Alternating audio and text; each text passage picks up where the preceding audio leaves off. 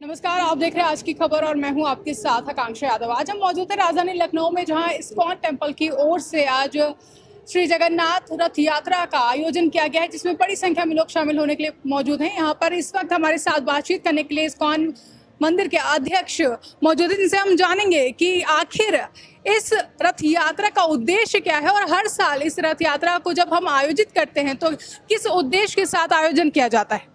इस रथ यात्रा का मूल उद्देश्य है जगन्नाथ जी आ रहे हैं आप पर कृपा करने के लिए, क्योंकि बहुत सारे ऐसे लोग हैं जो कि बोलते हैं हम भगवान को मानते ही नहीं, भगवान नाम की कोई चीज है ही नहीं, ये प्रकृति ही सब कुछ है, प्रकृति के पीछे कोई नहीं है इस प्रकृति को चलाने वाला।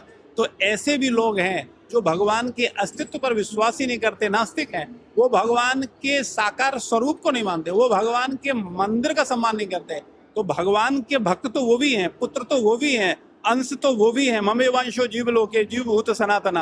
तो भगवान उन सब पर कृपा करने के लिए निकलते हैं, मार्केट में, घरों में, रोडों पर दर्शन देने के लिए कि आइए हम मंदिर से बाहर आए हैं आपसे मिलने के लिए, आपके दरवाजे पर। जी, हम देख रहे हैं कि इस्कॉन टेम्पल की ओर से एक जो बहुत ही महत्वपूर्ण भागीदारी की जा रही वो ये है कि युवाओं को कहीं ना कहीं श्रद्धा की ओर उन्हें प्रोत्साहित किया जा रहा है, उनको जोड़ने की कोशिश की जा रही है। और बड़ी संख्या में हमने देखा कि यहाँ पर युवा मौजूद हैं।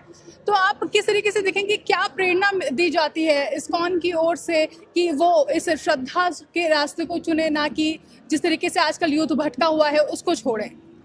हमारा प्रयास तो है, हम सबको कृष्ण भावनामृत देना चाहते हैं, सबको कृष्ण भक्ति देना चाहते हैं, लेकिन प्रॉब्लम क्या है कि जो बुजुर्ग लोग हैं, जो 50 से ऊपर वाले हैं, उन सब की समस्या ये है, वो बात सुनेंगे, वो गीता के प्रवचन सुनेंगे, भागवत के प्रवचन सुनेंगे और बोलेंगे प्रभु जी आप बिल्कुल सही कह रहे हो, लेकिन हम करेंगे वही जो हम 50 साल से करते आ रहे हैं। लेकिन जो यूथ है, जो युवा है, वो 1000 प्रश्न करता है, वो ऐसे बात को मानता नहीं है, लेकिन अगर उसके प्रश्नों के उत्तर मिलते हैं तब वो उसको एज इट इज फॉलो करता है। और आप देखेंगे हमारे पास गर्ल्स, बॉयज, आज हमारे पास 500 से अधिक IGF है, 1000 से अधिक यूथ है, प्रभुपाद यूथ आर्मी, IGF अपना यूथ फोरम है, इसके अलावा वॉइस है, बहुत सारे फोरम पर हम यूथ को प्रचार करने का प्रयास कर रहे हैं कि कैसे उन्हें कृष्ण भक्ति दी जाए और वो कृष्ण चेतना में आए और अपना आध्यात्मिक जीवन आगे बढ़ाएं।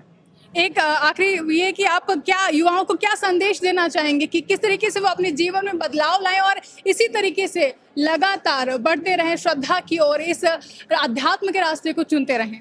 हमारा सभी युवाओं से निवेदन है कि ये मनुष्य जीवन बार बार नहीं मिलता, और जो युवा अवस्था में आपके पास उत्साह है, शक्ति है, इस शक्ति का सदुपयोग करो, नशा में नहीं, व्यभिचार में नहीं, इसका उपयोग करो भक्ति में, भगवान की सेवा में, आराधना में। युवा अवस्था में ही किसी भी ज्ञान को प्राप्त करने का सही उपयुक्त समय है।